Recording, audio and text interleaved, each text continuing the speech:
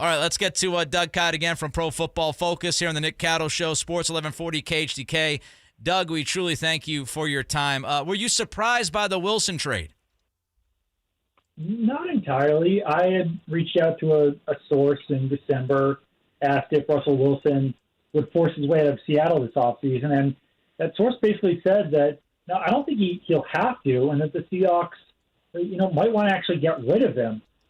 So basically from that point on, I was expecting a Russell Wilson trade. I'd say that, a lot of the buzz around the NFL scouting combine was that Russell Wilson would stay put in Seattle. I think Pete Carroll kind of helped push that when he said that he had no intention of trading Russell Wilson.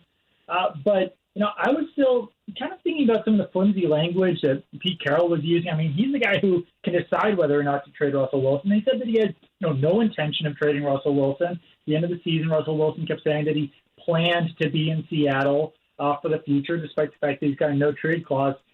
They just weren't saying, yes, Russell Wilson will be on the team in 2022. So that set off my alarms a little bit even more. And then, even after the trade today, basically I heard that the Seahawks were trying to get rid of Russell Wilson. So I'm sure that he had something to do with it based on the fact that last year he put out the teams that he would be willing to be traded to and waived that no-trade clause. Clearly he wasn't that happy. And I think the Seahawks were maybe a little bit tired of Russell Wilson's drama as well. The one big surprise was that there wasn't a veteran quarterback that came back along with Russell Wilson, at least in this trade, that would not force the Seahawks to have to start over and reset with an older head coach in Pete Carroll.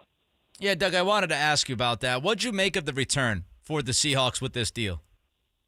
I thought it was pretty good. I mean, you get 2 first-round picks, 2 second-round picks, and then 3 players. Players were decent. Tight end Noah Fant will definitely help.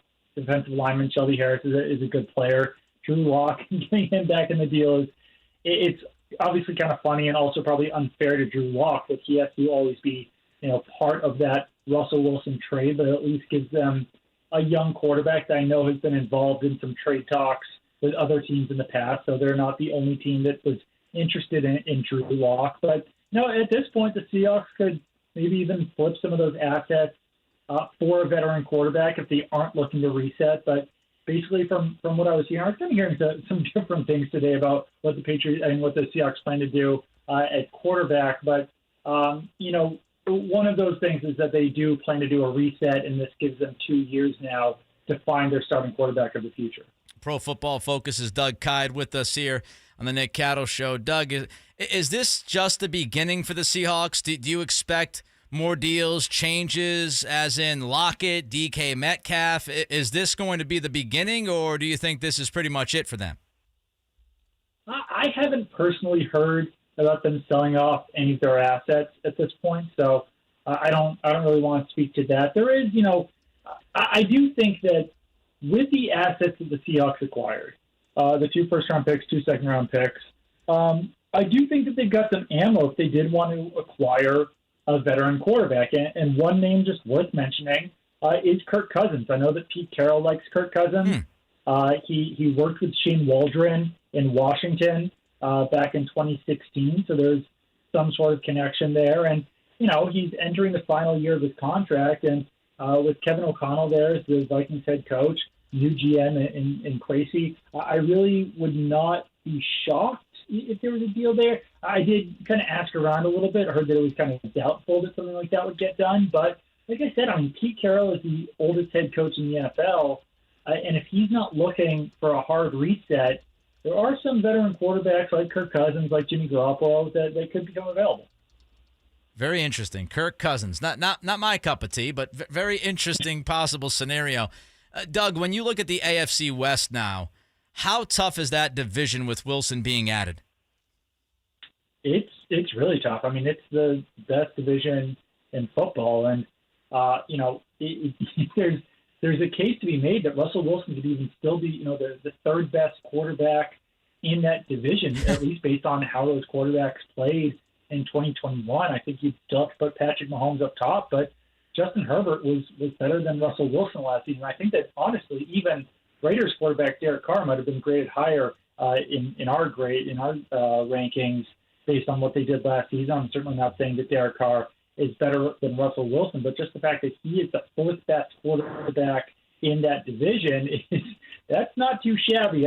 There's not many other fourth best quarterbacks in the division like Derek Carr. And, it raises questions about whether it was the right decision for Josh McDaniels to enter that division. It certainly makes things quite a bit easier for Nathaniel Hackett and even George Payton as they still kind of get acquainted with that division and everything that goes with it. So, it's an incredibly difficult division, and it's an incredibly difficult conference at this point as well. And Doug Kyed from Pro Football Focus with us here on Sports 1140 KHTK, Nick Cattle Show. Let's get to Aaron Rodgers now. He's staying in Green Bay, Doug. End of the day, was this all about the money? To some degree, I think it might have been. And really, what that boils down to is, I guess, the respect and the commitment from the organization. It's not just the money. In fact, Packers are going to have to commit, 4 years. In fact, that they had to get to this point, and Aaron Rodgers kind of dragged them along with it for a little while. I did think it was the reports out there that it's 4 years, $200 million. I don't necessarily doubt those reports, despite the fact that, Pat McAfee came out and said that wasn't entirely accurate. I'm not sure if it's not accurate, more so than it's just not signed yet at this point. So things obviously still could change there with the money.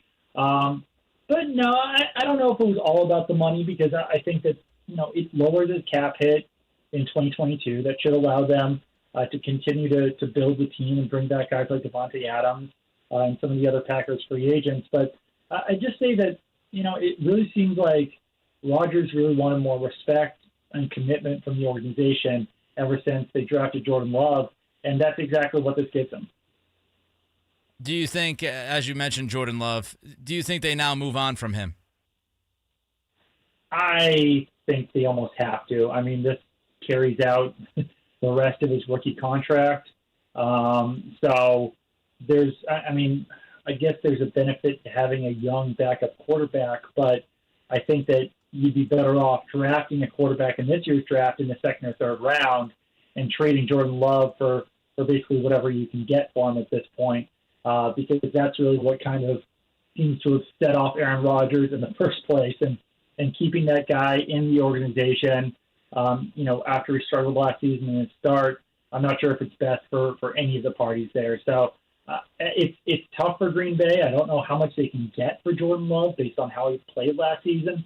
I don't think that a team could confidently go into 2022 with Jordan Love as their starting quarterback.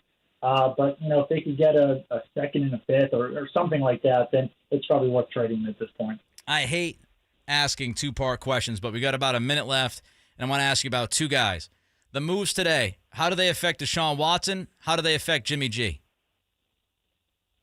I think they definitely affect those two players. Like I said, Jimmy Garoppolo, maybe if he gets released, could be a possibility for the Seahawks, but can't see the 49ers trading him within the division.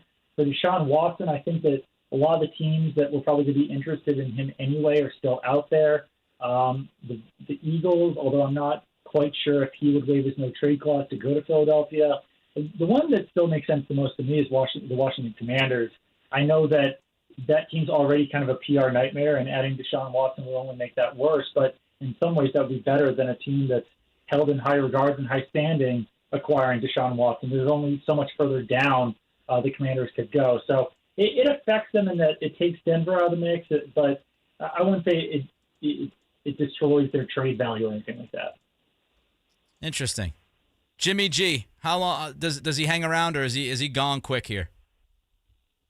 I think he's got to be gone quick because these teams have to make decisions otherwise. So if the 49ers are going to trade him, then I think they've got to do it before free agency, because the real guy that's affected is Teddy Bridgewater.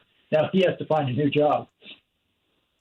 Thank you, Doug. We appreciate your time. Doug Kyed from Pro Football Focus. Let's do this again soon, my friend. Absolutely. Anytime, Nick. So there goes Doug Kyed. Interesting. Kirk Cousins.